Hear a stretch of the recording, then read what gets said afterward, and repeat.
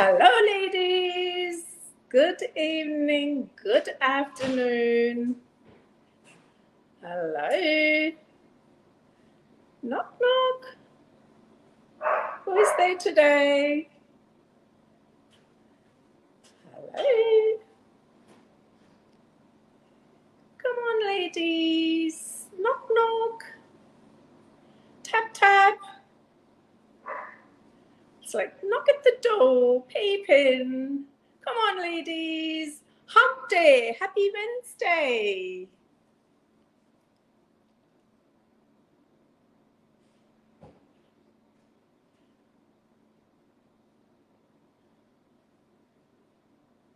Hello. Who can hear me? Yay, I can see people now. Thank you, ladies, for joining in. I'm not sure who has joined. Perhaps maybe you have to say who it is, but won't be too long to start the session. It's all about yoga, it's mental health and well being, right? Come on, ladies.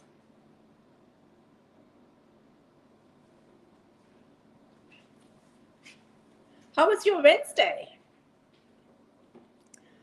The week starts, the hump day continues on, and then is the weekend, and then we all look forward for the weekend coming up, isn't it? Oh, we just had a long weekend, and it's never enough.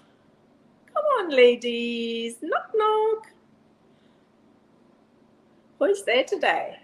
Like quite a few people celebrating their birthday, so probably those birthday girls will be all dancing around and making noise, I think. Come on, ladies. Thank you. Thank you for joining in.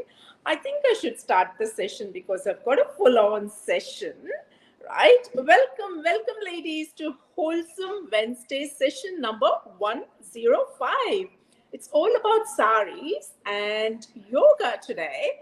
And since International Yoga Day is coming up in the next week, Mrs. Roopa Mahesh kindly offered to do this session for us. It's all about yoga, and again, it's about all our mental health and well-being. And I'll be introducing Roopa in a little while. I'm actually in Roopa's place at the moment, so if you see a little bit of different background, and that's what it's all about, right? So anyway, today I'm going to wish all the birthday girls. I have got a couple of them, not a couple, a few of them here. Mrs. Aparna Nagashayana, Mrs. Shashi Rekha, Mrs. Sindhu Shri, Mrs. Preeti Rao, and Mrs. Veena Pai, all celebrating their birthdays. Out of this, interestingly, Mrs. Aparna Nagashayana, she did the classic Hindustani singing for us.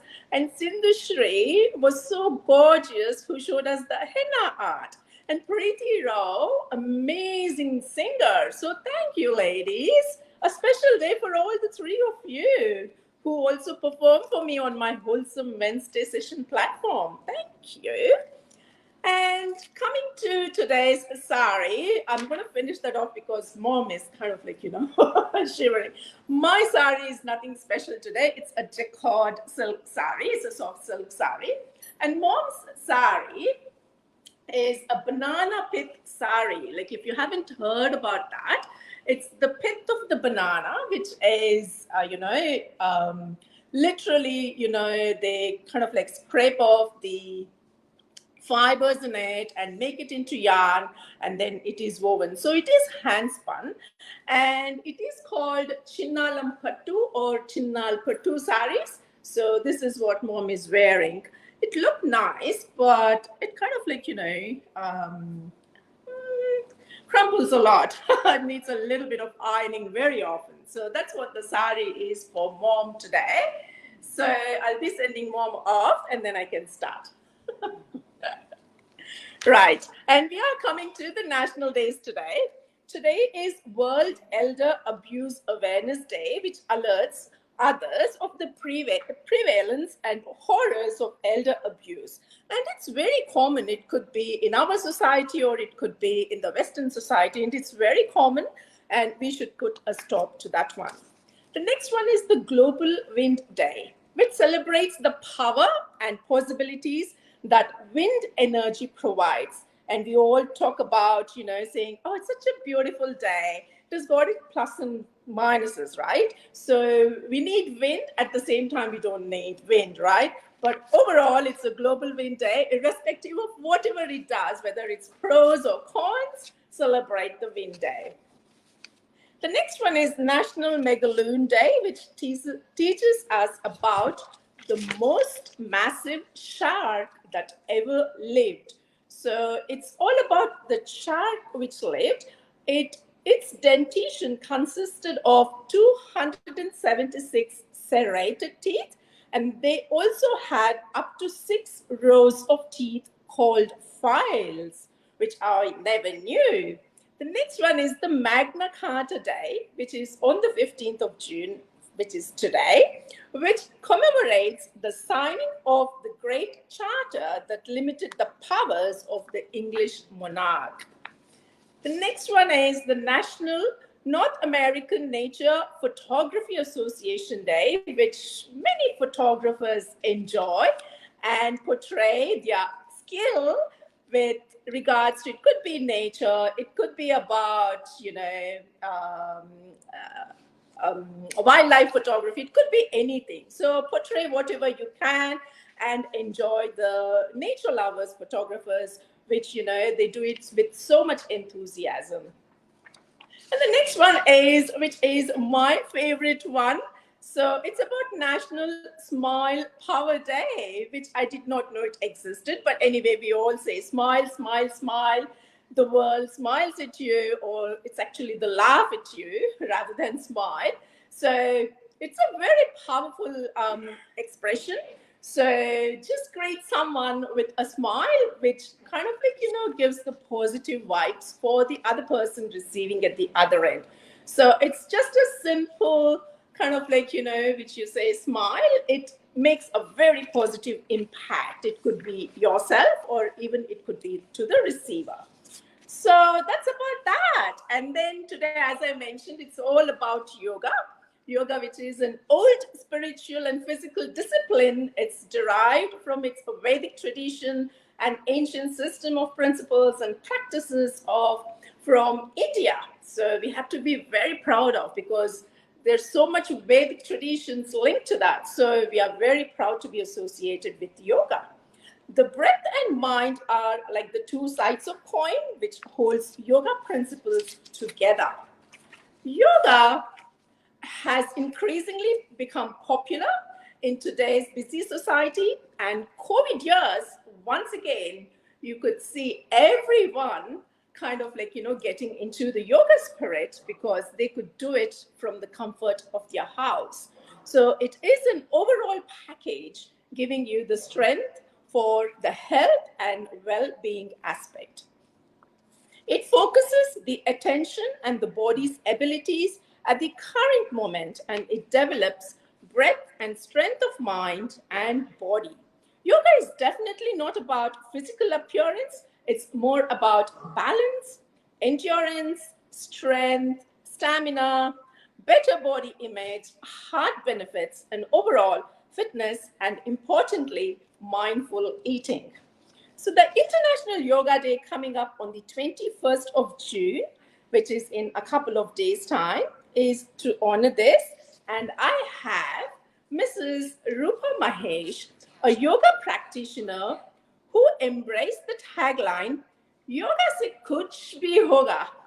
Absolutely no conjecture that her kids often quip saying, Mom has one solution fits all policy when it comes to her yoga propaganda. A graduate in computer science engineering, migrated to Australia in early 2000, working full time. That's everyone's story. Stressful job, of course, everyone can relate to. Mother of two, and barely any additional sets of helping hands to bank on. Resorted to yoga more as a recreational activity to start with. She calls it an escape. It wasn't until recently, about 5 or 6 odd years ago, that yoga became a big part of her life. So she's going to share little bit about that, like how she got into yoga, right? Everyone has a story to share, and that's what helps us in moving forward and establishing in what we like and what we are passionate about. So while she had been running yoga practice sessions as a volunteer at Spirit of India, which is a not-for-profit organization in one of the suburbs in Epping in Sydney, since January 2018, pandemic, everyone knows about it. It paved its way to the extent that knowledge and continues to give a little back to the community. So she started her online classes to assist people with much needed mental and physical support during the unprecedented lockdowns. So everyone is aware of it. And coming from mental health background, there has been numerous cases about people suffering mentally, and mental breakdown was one of the great causes. Admissions to the hospital, which wasn't available, and it was all like, people resorting to psychologists, and then again telehealth became very popular, so it picked its momentum. So these were the times where yoga was very helpful to those people there. So the classes then became ongoing practice sessions as the participants started to enjoy and started to reap in the benefits. Just to add a feather to her cap, she utilized the Delta lockdown in 2021 fruitfully by doing an online yoga international certification course conducted by the Ministry of Ayush's Yoga Certification Board, which is called YCB, an accredited certified board from India. The course was intense, and exams that followed, my goodness, it's always very dreadful to face those exams, juggling with family, work, job, etc. So she did it all, and comprising of theory, practicals, and viva, which were very intense. She probably hadn't felt as triumphant even when she graduated from the university as she did passing this yoga exam and getting a yoga protocol instructor, which is called YPI certification. Wow, hats off to her. Whilst courses, exams, certifications are all on one side, she believes her scrupulous learning and a staunch passion for yoga comes from the great gurus, mentors that she has been associated with in her yoga journey. She feels blessed to get several opportunities to spread yoga awareness through various events in Sydney, be it marathon or 108 sets of sun salutation, which is the Surya Namaskar sessions, ahead of International Day of Yoga, which is called IDY, or demonstrating at Diwali Melas or at the Indian Consulate General's office, as they always excite her. Now, on another virtual platform, which is my Wholesome Wednesday session platform, she's going to perform for us a yoga session, and it is a kind of an active class, and I do have two participants as well who would be demonstrating a bit of yoga for us. So she's going to take this opportunity to wish all of you in advance a very happy International Yoga Day coming up on the 21st of June, emphasizing her tagline was Yoga se kuch bhi hoga. So I'm going to welcome Roopa here. Come on, Roopa. That's Roopa there. Hello. Thank you. She is in her gorgeous party wear sari. It's a multicolored sari. I have taken a few pictures. I will be posting them soon.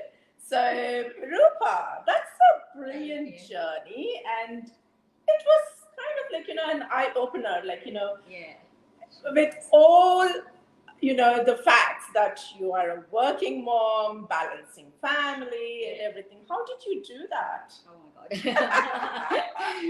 Long answer for a simple question, probably. But I have to start by saying that you're right when you said yoga gained popularity in the recent years, and that's actually very big thanks to our Prime Minister, Honorable Prime Minister Modi ji, who is a big believer of yoga himself. Yeah. And I think when he started this, I think back in 2016, that he introduced this International Yoga Day mainly to encourage the youth, younger youth into picking up this yoga. I think that is much needed, and really we have to be thankful to our Honorable Prime Minister for that. So speaking of yoga and me, I suppose that's kind of like everyone else. I picked up yoga as well. Just I needed some fitness activity. And as I said, my son was very young, and handful, 2 kids, and everything. I said I need some time for myself. So I just needed an escape, I would say. So I just did a beginner's course with Spirit of India. It's an organization I'm still associated with. Yeah. So that's back in, I suppose about 2009-10 time. Correct. I just did one course, it goes on for about 3 to 4 months. Yeah. But it was every Saturday morning. I would just go do the class and come back, and the yoga mat would only come back again the next Saturday. So it was class time.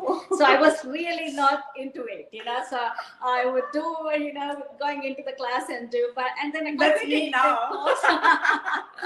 So that's how it was for me. So then I felt, no, I'm not doing anything. And I just let go of it, And then probably it was about 6-7 years later when my kids were a little bit more grown up, and my husband started doing Sunday morning walks and stuff. And then I started to feel, kids can be left alone home now. Yeah. And my husband is away, and then I have all this time for myself.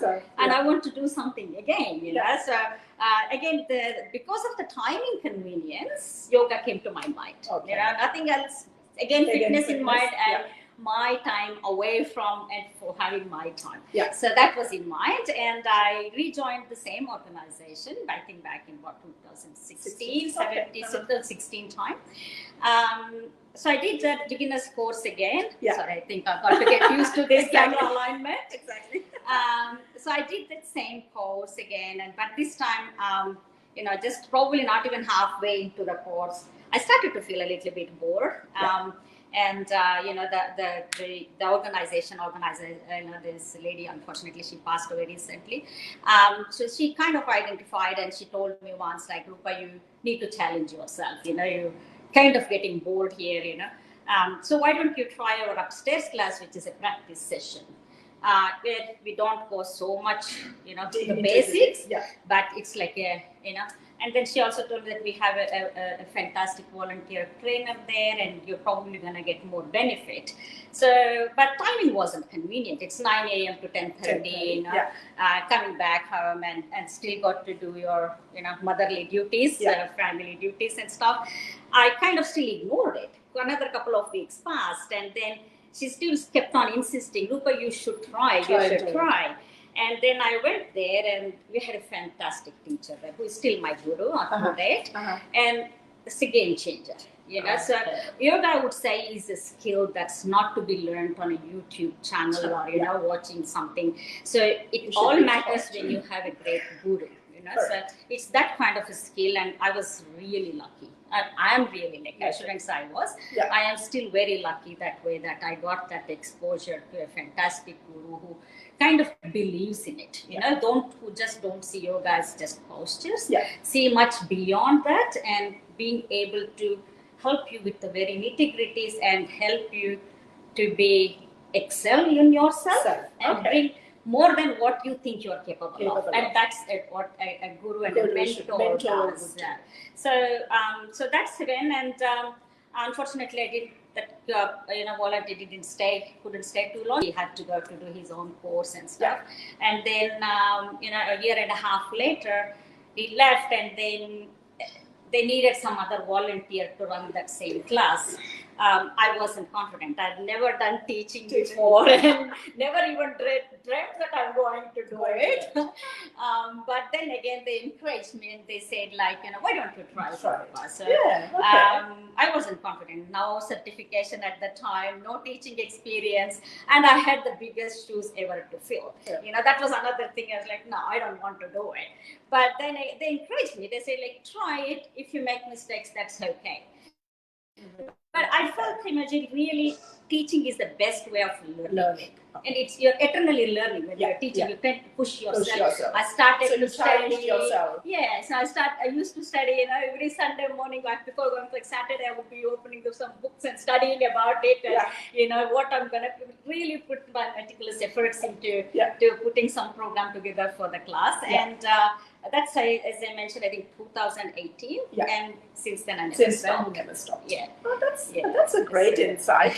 So basically, you should need someone who is really a good mentor, absolutely. And at the same time, someone pushes you. Correct, as well, exactly. Because at the same time, you also have to have the same mindset. Exactly, to go forward. exactly. And a true guru identifies that in you. So I was very lucky that way, because it's yoga requires a lot of subtle skills. Subtle knowledge, knowing, having the eye for those details, so and looking at, really, as I said, yoga beyond asanas, beyond postures. So that's how it started. Very blessed. And as you mentioned already, the online wasn't planned. So just a few friends asked back in 2020 when the first lockdown started. So was a 2-year course, was it? No, that course I did was it's an ongoing. Classes ongoing. They have 16-week sessions. So after 16 weeks, they go 2 weeks break, and then the session starts again. So it's like that organization ongoing sessions they have. So online one was literally a few friends asking me, and they were like, can you do something for us? Because, everyone started to realize that this is not going to be a day or two thing. It is going on, and everything else was closed. There was no, fitness centers open. Or, people were still skeptic about going outside. They could go for a walk or two, but they were still skeptic about doing it. So it was that time, and a few friends literally asked me, hey, Roopa, can you do something online, So I just started, and it was literally a handful of friends. And then one of my friends, who is a neurosurgeon, a family friend, he was doing something some work for the society in terms of helping people in lockdown. So he was doing online free consultation. So he kind of reached out to me and asked, hey, Roopa, I have a few people who are willing to learn yoga, and can you teach them? So I said, I have something going on. Happy for anyone to join. So long as they know it is online. So it's not as effective. I definitely don't say a physical class makes a big, huge difference. But at least this is something. But it's still virtual also. It's good because even during the lockdown, I did do a few months yoga. And it was for a very short term, but that was again from India. And then for some reason they closed it, and then it was completely gone. And then there was another online platform again from ISKCON. So I'm a part of the group, but it's on Sundays, and weekdays obviously I can't dedicate the time. So but never say never. You guys have to be correct. I have to put in my effort.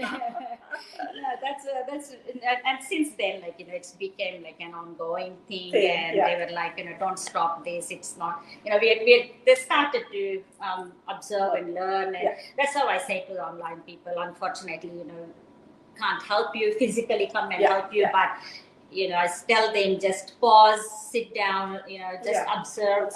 Literally, they have to learn by themselves. It has to be a two-way kind of reciprocal. I would say, you teach, and at the same time, the student should kind of come back. Exactly.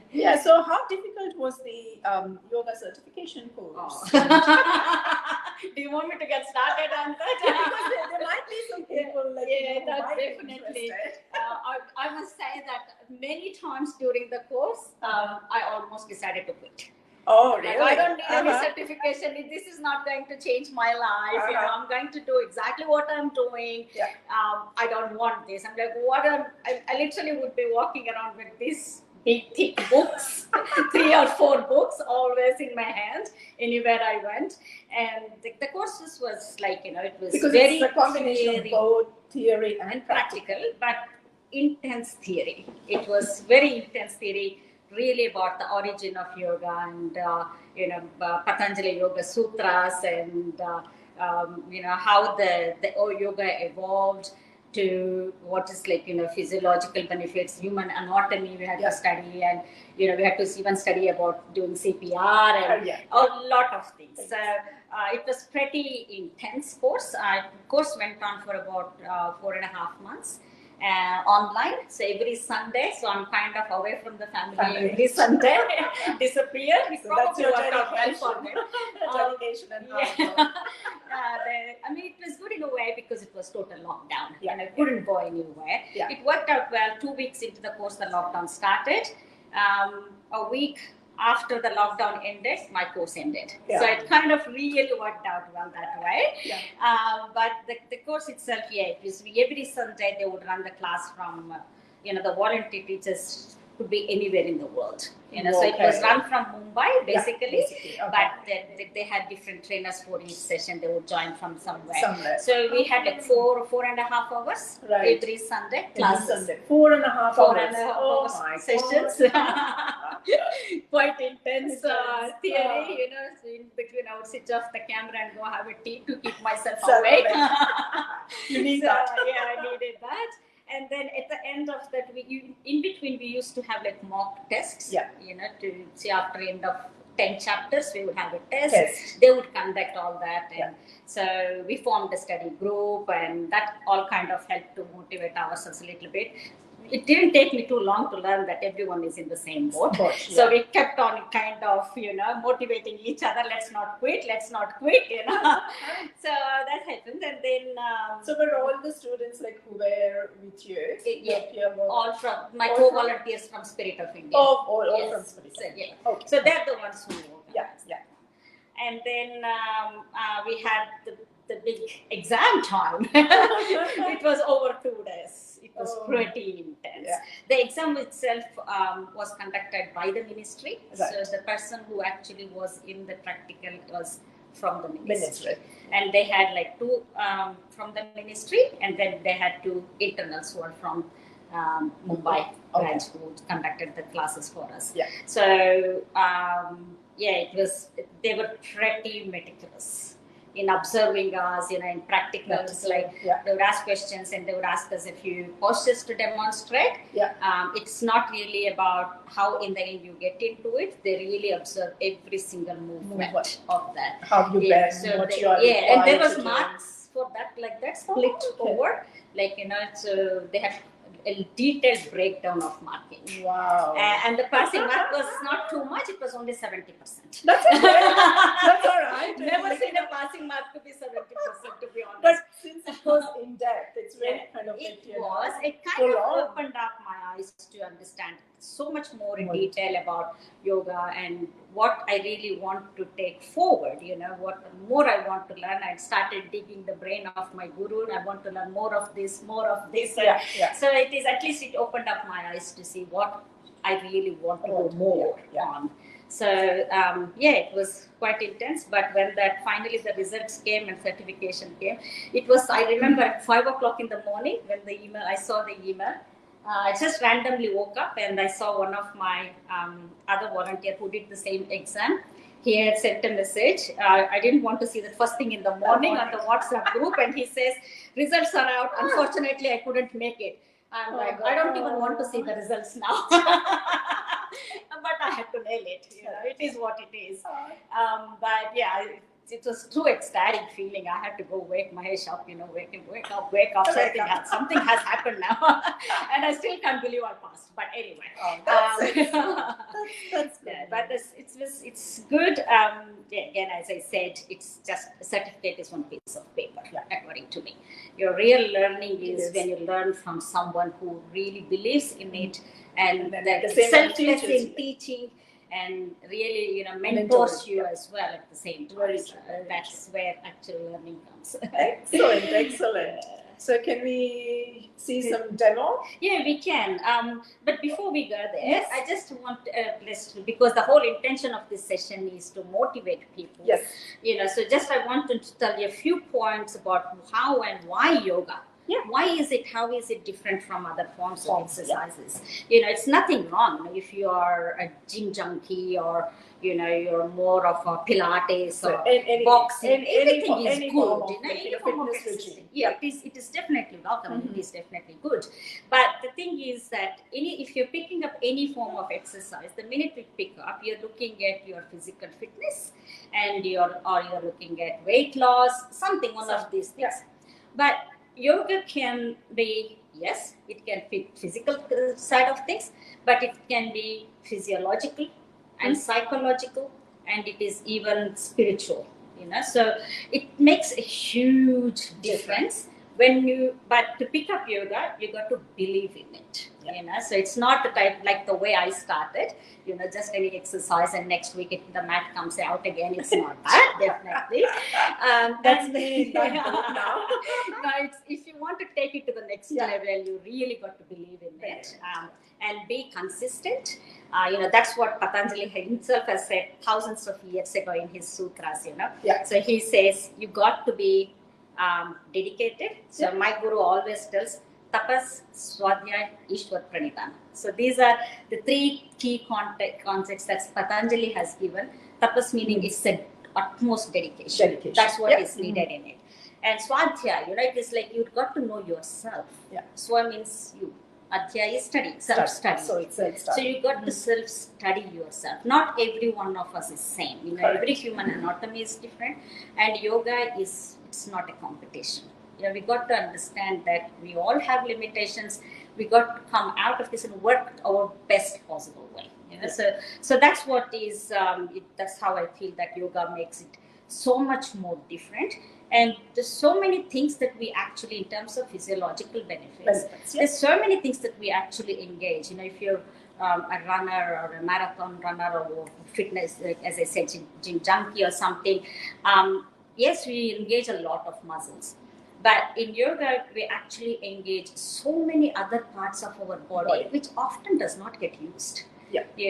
So there are some muscles, deep core muscles, we probably only used it when we were babies, when we were crawling, and never used it after.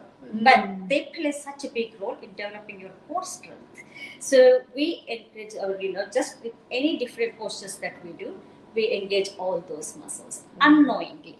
We don't, And then, we also have what's called fascia, which is covering our entire body, connective tissue, which holds all our organs together. That often doesn't get, the stretch and the strength that it needs to get. So with yoga postures, we really focus on those fascia, which is stretching all that, thereby actually strengthening our organs.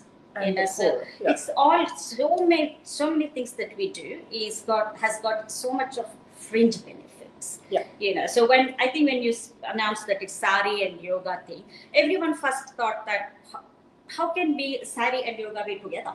Because what crosses our mind is yoga means postures, bending forward, bending backward, twisting, turning, but that's not yoga. That's not all yoga. That is yoga, but that's not all. So we have so many other aspects to yoga, which is pranayama being one of the major aspects of it. So that, Patanjali said that yoga is 8 limbs. Yoga has got 8 limbs in it, and 8 pathways to get to where you want to get to. Asana is only one of them. Oh, okay. So it's only we pass through asana to get to yoga. The ultimate aim of yoga is achieving samadhi, which is the innermost, most blissfulness. So we start from what we call Bahiranga Yoga, which is outer, which is our asanas and pranayama and all that, and then start our journey more inwards, which is the longest and the hardest journey, I would call, journey towards because yourself. You have to self-study yourself. Exactly, and then start going yourself internally. And then my guru always says that there will probably be a time when you can do yoga without actually doing anything. So that's what really yoga is. Definitely not just asanas, just one component of that. But if you believe in it, the results are definitely guaranteed. Yeah. So when we have our other participants joining in for the demonstration bit, they can be like live testimonials to share some of their experiences rather than just me talking. So Excellent. So it's actually a live class, a kind of live class, but at the moment I have got face to face 2 participants, two gorgeous ladies, one whom you already have seen and on my platform, and I'll be introducing them one by one. So Himaji, if you excuse me, I will go and change. Yeah. And I will come back and do a few demonstrations. Definitely. So till then, what I'm going to do is, I have got 2 participants here. They're going to kind of do the sun salutations and a little bit of yoga.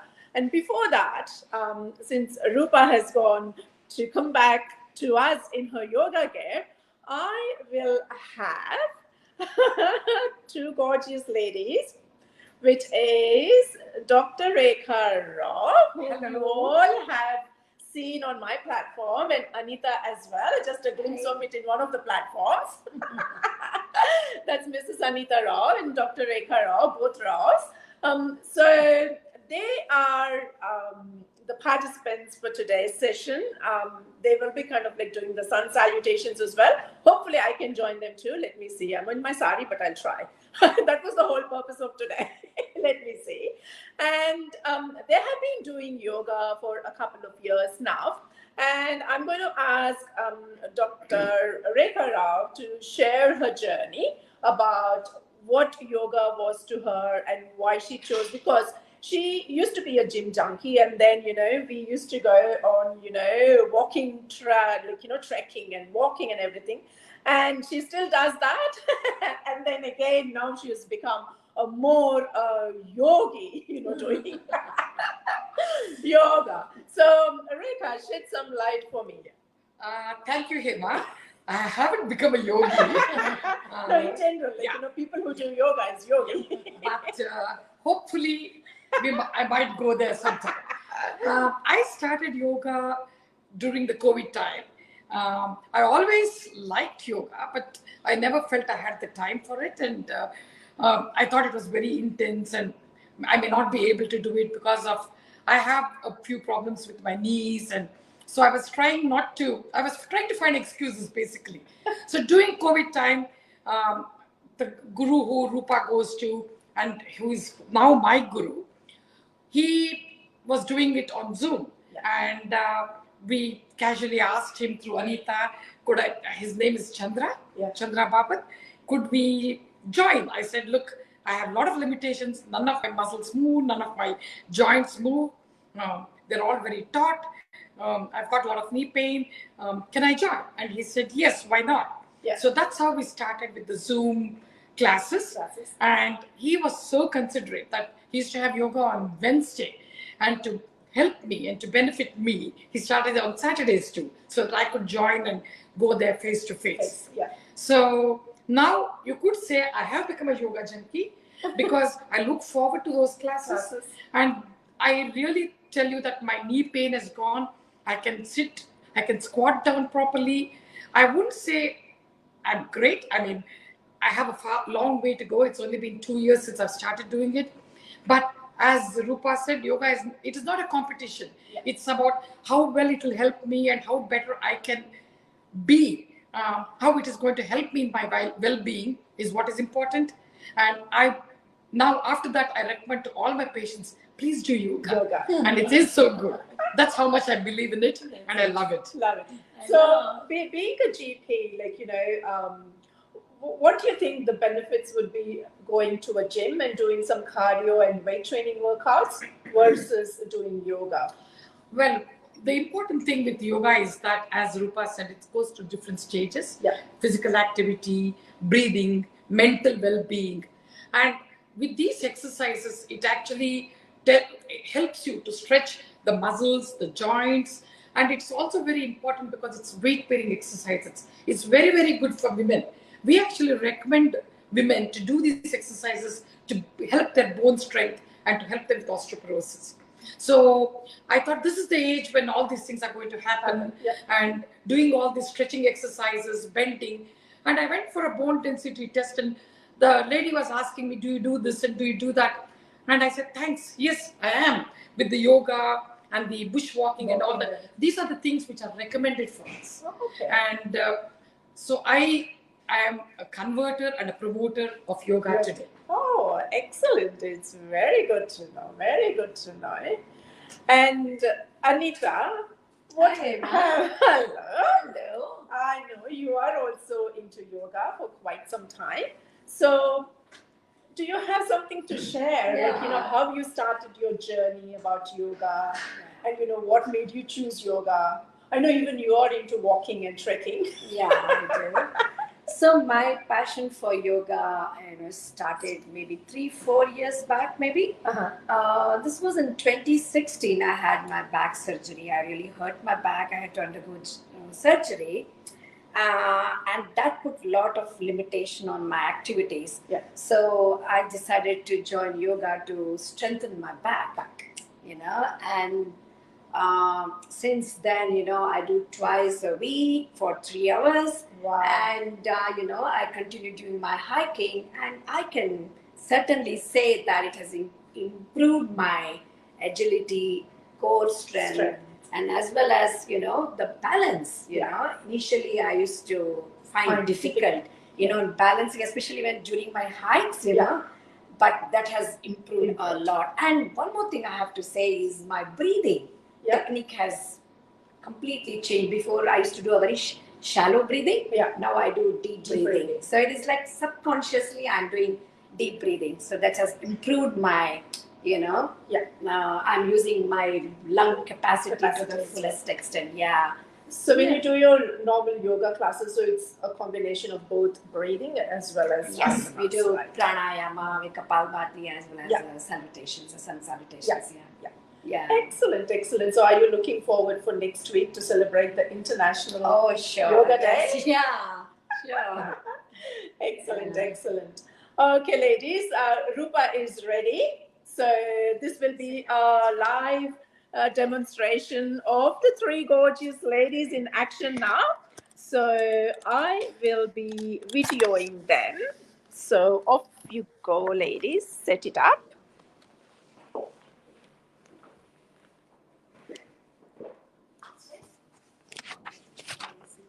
Yeah.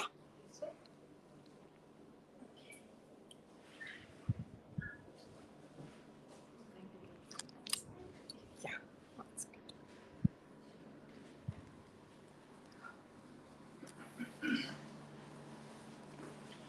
Sorry, this is a different mode, so yeah.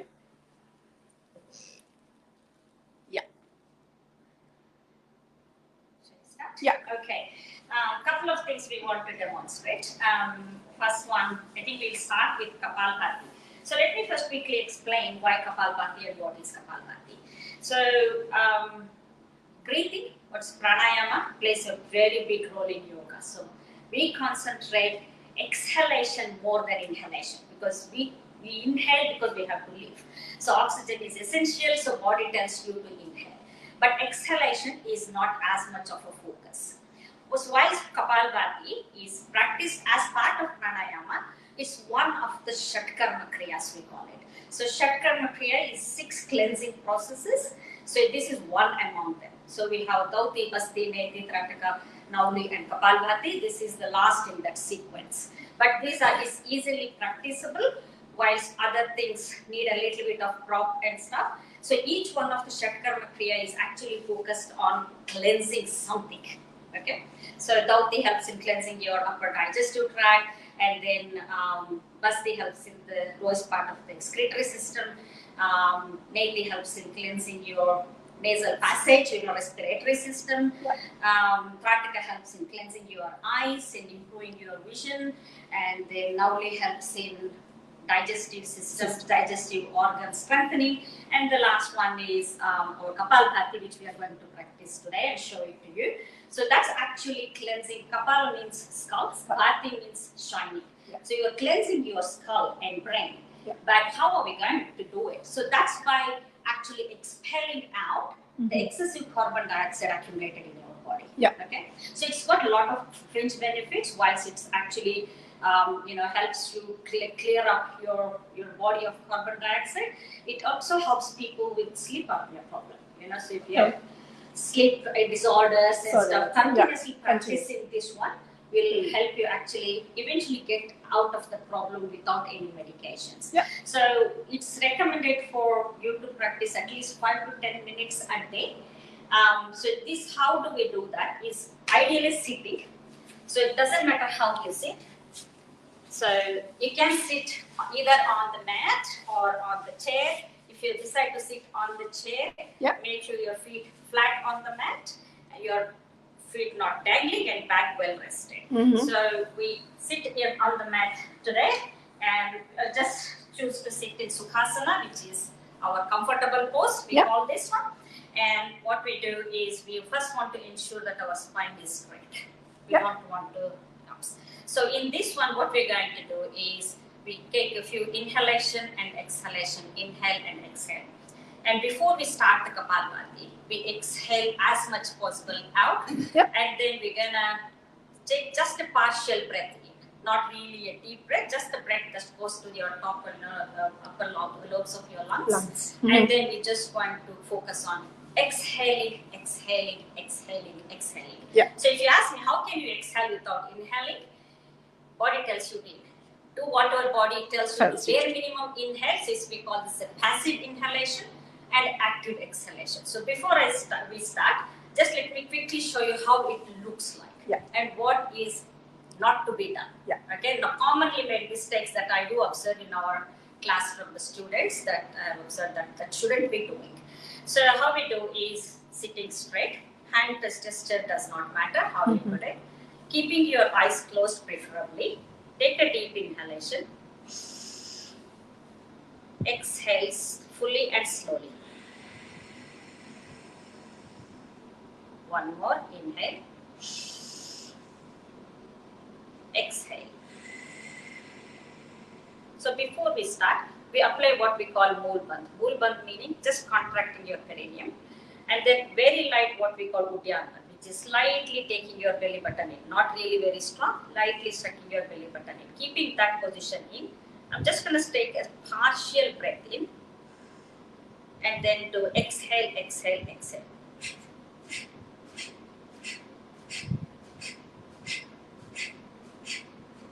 So if you hear the sound of it, it sounds like a bell sound. That's all you're hearing. So you don't hear, if someone is sitting next to me, they don't hear, it's not that. Okay, so the sound sounds like we are only hitting a bell, only exhalation. So we'll just do all three of us together for a minute, 1 minute of breath. Okay, so inhale, exhale, inhale, exhale. Apply light Mool Bandh, apply Uddiyana Bandh. Partial breath up to the lungs and start the Kapalbhati strokes.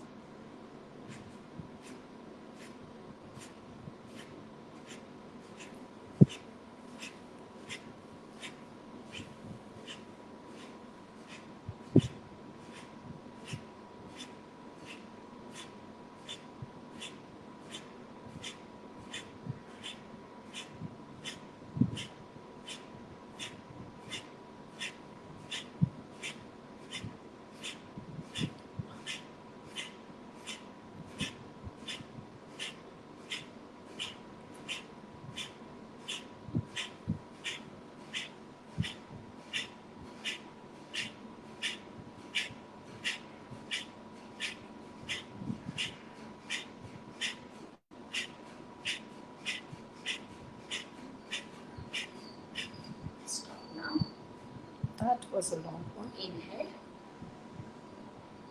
exhale, inhale, exhale. So that's what we did was very bare minimum. Definitely at least recommended 5 minutes. Yeah. Just like any other asanas and pranayama, it's recommended with the empty stomach. Yeah. Early in the morning if you can, or late in the evening, at least after 3 to 4 hours of gap between the meals. Yeah. So it doesn't matter if you don't have time in the morning, it's okay to do in the evening, but 5 minutes, we all have that much, right? Yeah. So big benefits if you spend 5 minutes of your time. You will increase your natural immunity. Yeah. So especially if COVID is not gone yet completely, Yes, so that's we right. got to fight it out. It will eventually come to every one of us. So Yeah. we just have to prepare our body to fight it out, without having too much of side effects. So Kapalbhati definitely helps in that one. Okay. And also for these lovely ladies who are onto the trekking in Himalayas, Yeah. they will be walking in the snow with bare minimum oxygen to survive. Correct. So this is a good one for Good them one to for them, practice. Okay, so that's our practice of breathing. So what we're going to next demonstrate is what is universally being told as the holistic approach to yoga, which is Surya Namaskar. Yeah. So what we want to do today is, first round, we'll just demonstrate as a simple 12-step process, which most of you, if you have attended any yoga class, know of. So we'll demonstrate that one, and then I'll just do it. Surya Namaskar has two sides, so we do it to the right side and we do the same thing to the left side, and that completes one cycle of Surya Namaskar. Yeah. So what I'm going to do today with these lovely ladies is one side of Surya Namaskar is a very simple 12-step process. Yeah. Okay, so which every one of, if you want to join in, please feel free to join in, any audience. Yeah, in that. audience, if you But are make able sure, to. Yeah. Make sure that you have not had anything to eat for at least Correct. the last 3 hours. Empty stomach. So the first part of the Surya Namaskar we're going to demonstrate is very easy to do. Yeah. And that 12-step process is what we will be doing as part of our International Day of Yoga celebration, where we do 108 cuts, which is 216 Wow. in total of the same thing. Repeatedly we do that. Oh, wow. So, How long does today it only take? one. About 2.5 hours. So we do 20 sets, take 5 minutes break, another 18 sets, take 5 minutes, and 16 sets, take 5 minutes break, and then we repeat that whole thing. So I will be walking like a zombie the next day. That's a different story. But I look forward to that, Yeah. as I said. But it's a sense of achievement there. It definitely is. Yeah. Pushing myself a little bit more. Correct. And to start with, what we're going to do is, in yoga, we pay attention to every single thing that we do. Yeah. Including if you're standing, how we are standing, right? So we always say the toes has to be slightly curled in. What if we stand like if we normally like the way we are standing? We call this is a Vishnu Position. Right. Okay. So if we just bring little bit of a movement to bring our toes in, and heels are lightly curling out. So what we do is just look down on either side of the edges of your feet. They're running kind of parallel to each other. Mm-hmm. It's lightly closing your hip joint in, rotating your femurs in. So Yeah. that's what we call as South hand position, in the Okay. Vedic position of Yeah. Tadasana position. Yeah. So what we want to ensure is, in yoga, the three things that you have to remember. One is how we start, how we get into it. When we're getting into it, very important to see where that center of gravity is. Every single asana has a center of gravity where you can actually maintain the proper equilibrium. Yeah. So otherwise you are putting some pressure somewhere in some part of the body, which will only result in long-term discomforts or ailments, which we don't want. The whole intention is to beat those ailments, not get into it. So that's why it's very important. And those are the subtle things that, even if you find it annoying, I keep telling my online practitioners repeatedly the same thing, and my guru still tells the same thing. And I like that. We need to be reminded of that. Okay, so we can't just start like that. We have to warm up. So let's make a fist first. So in fist in yoga is always thumb in, 4 fingers over. This we call Adi Mudra. Uh-huh. This is how we were in our when we were in our mother's womb. So this is the fist. So not too tight fist. We're gonna bring that forward. Yeah. So we will just do just a little bit of warm up. Mm-hmm. We'll just do 3 rounds of movement just to loosen up our shoulders. Yeah. And 3 rounds of opposite.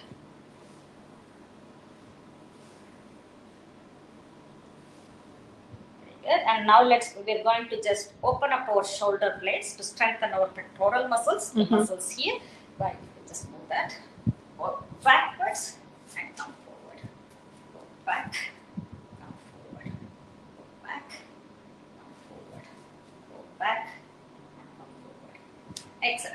So we need to engage quite a bit of our hip joint in Mhm. Surya Namaskar. So we got to open up our hip joint. So we're gonna just do 5 kicks. So we're gonna place our arms parallel to the ground and aim to take our feet to the arms where arm stays where it is. So we're gonna kick there and then interchange and kick. To the left, to the right, to the left, to the right, to the left and right, left and right. One more time, left and right.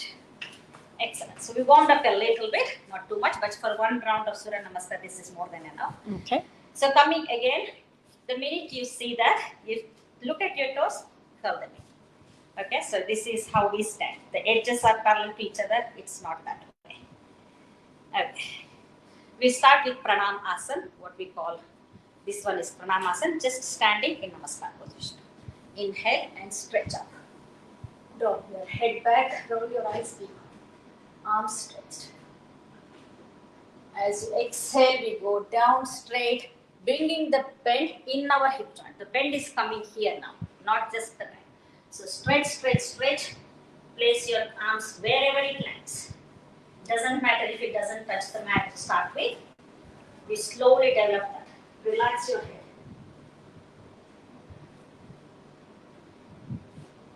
As we inhale, we take our right leg back. For the first round, let's take it easy. We're going to place our right knee on the mat and either look at your left toes or look forward.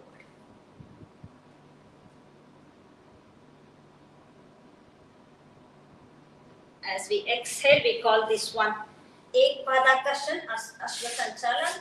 Take both the legs back now into a plank position. We call this one Dripad Akarshan, or also called Phalakasan, or the plank pose.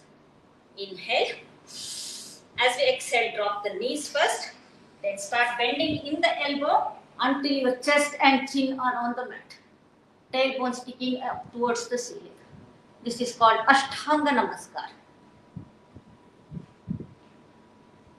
Now we're going to roll on the top of our feet and scoop up like a snake. Scoop up into Bhujangasana.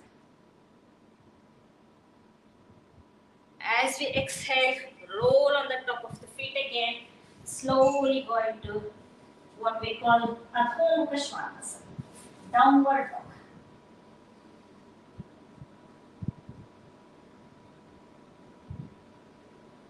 Shift your body weight forward and slowly bring your right foot forward in between the hands and drop the left knee on the mat. This is called Dakshin Ashwasanchalan, Southern Equatorial pose. Slowly bring your left foot forward as you exhale, back into Uttanasana, or also called Padhastanasana.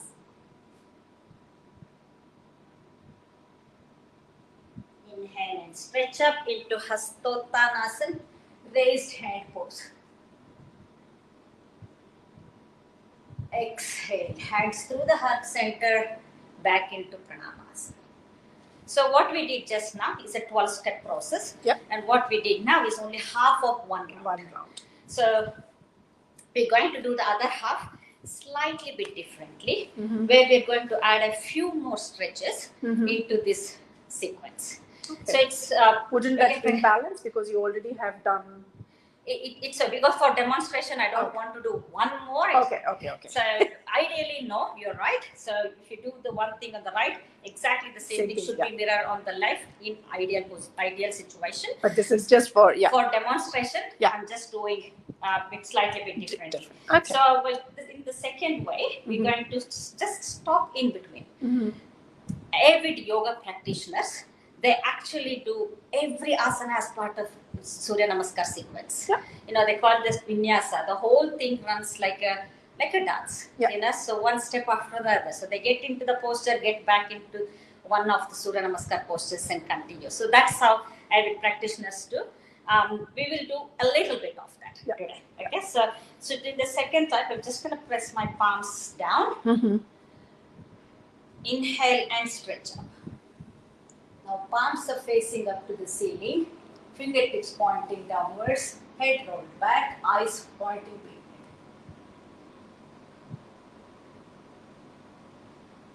As we exhale, we start to bend at the hip joint. The bend is coming from here. And then we stop halfway mark. We call this Pranamasan, halfway mark. We're looking ahead to just straighten our spine. We inhale here, shift our body weight towards our toes. It's a very subtle movement in preparation for the next one. As we exhale, we start to bend forward. Now the fingertips go about a palm length away from your feet and then lift up. The weight is going on the fingertips. Lift up, we call this a standing bridge pose. While keeping this integrity, we slowly, if possible, place the palms fully on the mat. We are still looking ahead. The weight distribution is in such a way that palms are taking maximum weight. Front part of the take helping with the weight distribution. Heels are almost taking no weight, just there on the mat. So from here, we're going to slide our fingertips in line with the toes and pointing our forehead towards the knee.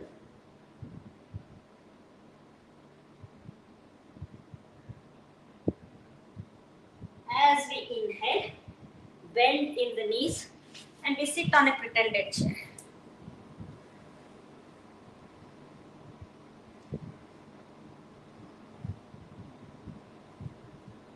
And release the hands, straighten the knee again. And this time we're going to take our left leg back.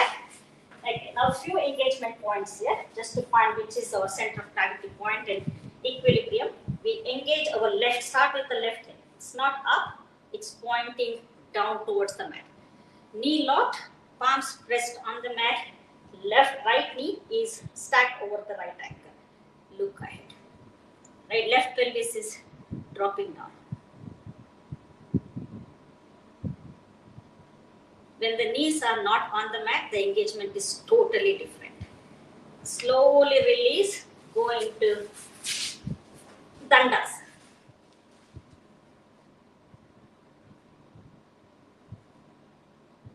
Inhale.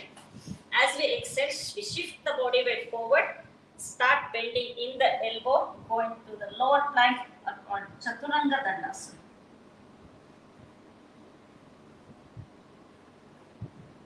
Inhale, roll on the top of the feet, this time preferably keeping the knees off the mat. We call this Bhujangasana or also called Urdhva Mukha Svanasana, reverse dog. As we exhale, roll, roll, roll. It's okay first, this is Urdhva Mukha Svanasana. We call this as first relaxation pose within Surya Namaskar. So we gather our breath here. When you are gathering the breath, okay to exhale through the mouth in the relaxation pose.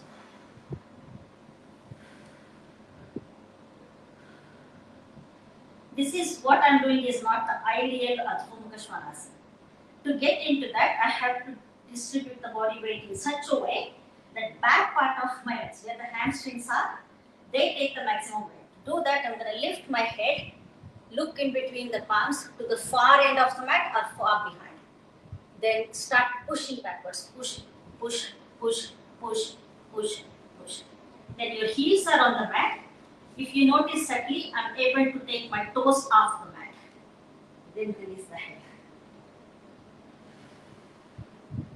Very strong engagement of the hamstrings. Shoulders and palms are just supporting. They're not taking too much weight.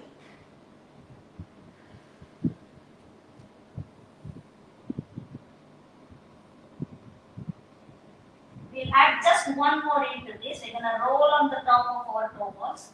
Lift our left leg high up. We call this Ek Pad Adho Mukha Svanasana. One leg downward dog. Keeping that engagement of the left leg, the right heel can come back on the mat if you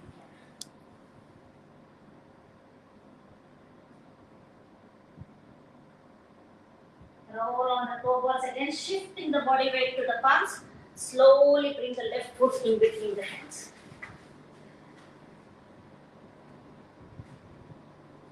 We We add one more in between here. We stretch our both the legs. Left knee is locked, right knee is locked. Forehead goes to the left knee. Pranamasan.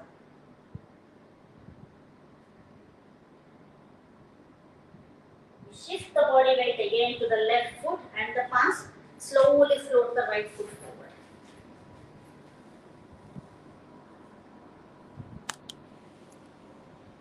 We inhale, start lifting up. Stop halfway mark. Either arms are 90 degrees to the legs, torso is 90 degrees to the legs, or less than 90 degrees. Go ahead.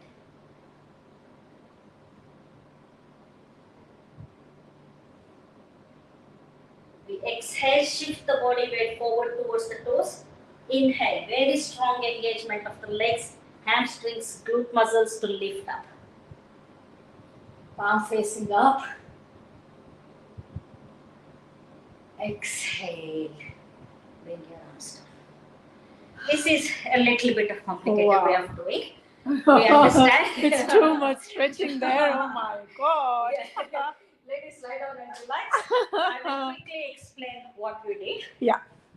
It was very nice, Anita and Rekha. Oh my goodness. Relax. Very important to relax. Yeah. Couple of do's and don'ts. Yeah. Don't attempt on your own watching a video. Yeah. Always learn from someone who has experimented on themselves, who has seen it, all knows what not to be done. Yeah. This is where we can injure ourselves Sorry, very yeah. easily. Yeah. So that's why we take it very slowly. Yeah. And in terms of Kapalbhati, again, no contraindication, mostly everyone can do, but if you're currently having severe asthma attack, Yeah. don't practice it. Don't practice it. And with the Surya Namaskar, pretty much anyone can do it, but we say 5H principle for Surya Namaskar. So if you have high fever, high blood pressure, hypertension, and suffering from hernia problem, if any of these, until you get that fixed, do not attempt. That's in general for anything as such. So don't go too much fast in doing things. Okay. Yoga has to be very slow. If you noticed when I demonstrated Surya Namaskar, very slowly, Sorry, I know. that way, void here, Correct. shift the waist Yeah. here. Yeah. So it's very important Important. to balance that one. Yeah. So, so often people say, I did Surya Namaskar, I started getting knee pain. I did that, I started getting shoulder pain. It's all because they're doing it incorrectly. Yeah. So Basically, you shouldn't get any pain.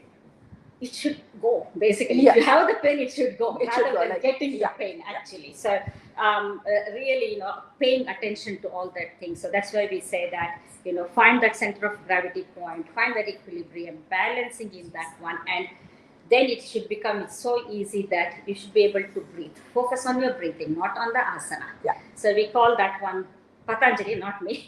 So Patanjali said, Prayatna Shaitilya Akhanda Samapratidya, which means you let go of your effort, just focus on the infinity, the asana happens. Okay. So that's what it is. So that's all comes in picture eventually. We'll do what we can do. We can do. But Correct. concentrate on those little, very Things, subtle movements, the subtle things. Now, So do whatever you're capable of. Exactly. Initially, does not matter. It's not about the end results. Correct. It's about getting there. The Getting right steps of getting into the end result. Yeah. Yeah. So once that happens, any forward bend for that matter, even if I'm just offloading the dishwasher now, my bend comes from here. It just automatically happens. Your Happens, yeah. posture correction automatically happens. Yeah. So even if I'm just cooking and standing, I just become a habit that I look down at myself. Am I standing properly? So all those things in your day to day becomes a habit. Do the right thing, and eventually your posture correction happens. Yeah. So everything, all these little physical ailments that we see, it's all related to all those little postures, right? So when we do those corrections, It automatically sets you right. you're set to. And I can see both of your obedient students, I tell you. I call them participants.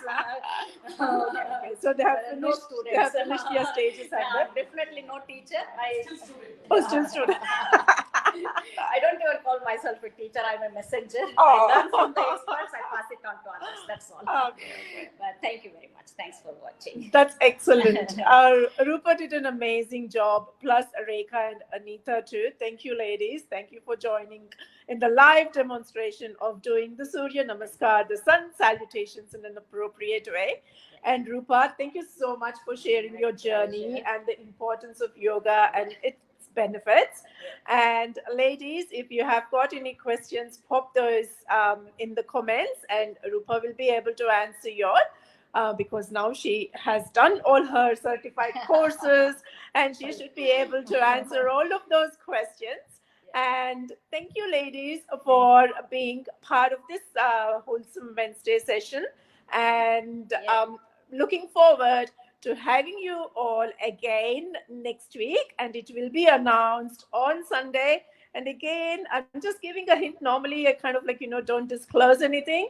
Again, it's to do with the International Yoga Day. So keep watching. Of course, it's got to be. And wish everyone a happy International Day of Yoga. So this year, make that sankalpa, we call it, as self-intention. You said that you're going to pick up yoga. You're never going to regret because yoga se kuch bhi hoga. Kuch bhi hoga. That's right. I love the tagline. So, Hema and Roopa, signing off, ladies. Bye for now. Thank you, ladies. See you all again next week. Bye for now.